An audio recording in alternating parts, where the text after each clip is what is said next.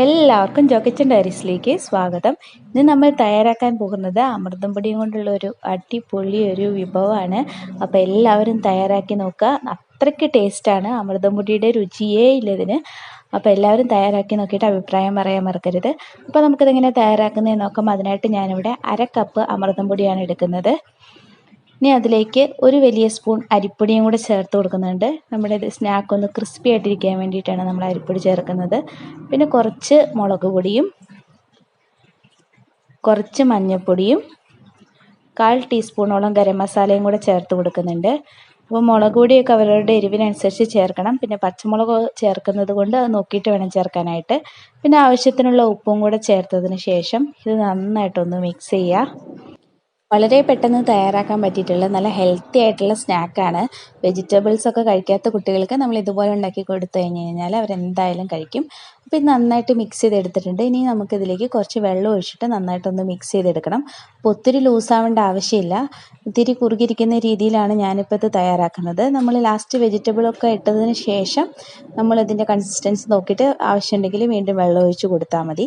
അപ്പോൾ കട്ടിയൊന്നും ഇല്ലാതെ ഇത് നന്നായിട്ട് മിക്സ് ചെയ്തിട്ടുണ്ട്. ഇനി നമുക്കിതിലേക്ക് വെജിറ്റബിൾസ് ഒക്കെ ആഡ് ചെയ്യാം. അതിനായിട്ട് ഞാനിവിടെ ക്യാബേജും സവോള, ക്യാരറ്റ്, പൊട്ടറ്റോ, കറിവേപ്പില, ഇഞ്ചി, പച്ചമുളക് എന്നിവയാണ് എടുത്തിരിക്കുന്നത്. അപ്പോൾ നിങ്ങൾക്ക് താല്പര്യമുള്ള ഏത് വെജിറ്റബിൾസ് വേണമെങ്കിലും ചേർത്ത് കൊടുക്കാവുന്നതാണ്.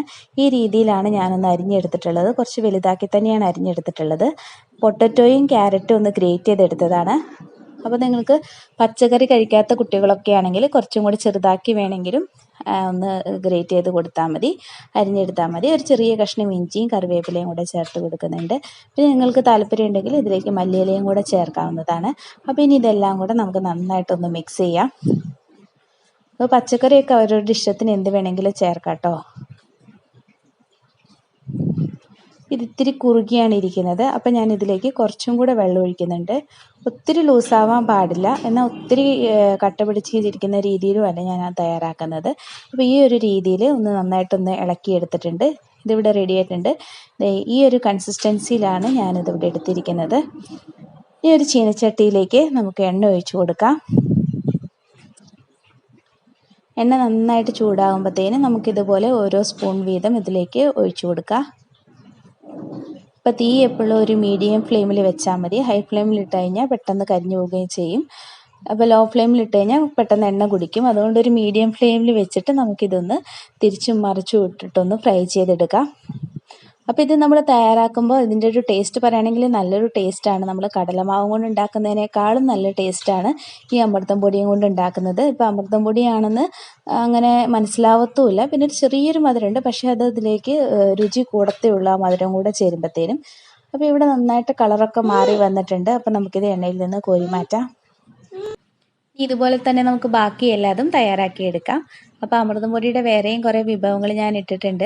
അപ്പോൾ അത് കാണാത്തവരാണെങ്കിൽ അതും കൂടെ ഇന്ന് പോയി കാണണം. അമൃതം പൊടിയുടെ ഒരു പ്ലേലിസ്റ്റ് തന്നെ ക്രിയേറ്റ് ചെയ്തിട്ടുണ്ട്. അപ്പോൾ ആ അമൃതം പൊടിയുടെ പ്ലേലിസ്റ്റ് പോയി നോക്കിയാൽ മതി. അപ്പോൾ അതിൽ അമൃതം പൊടിയുടെ വിഭവങ്ങൾ മാത്രമേ ഉള്ളൂ. ഒരു 10-15 അമൃതം പൊടി വിഭവങ്ങൾ ഇട്ടിട്ടുണ്ട്.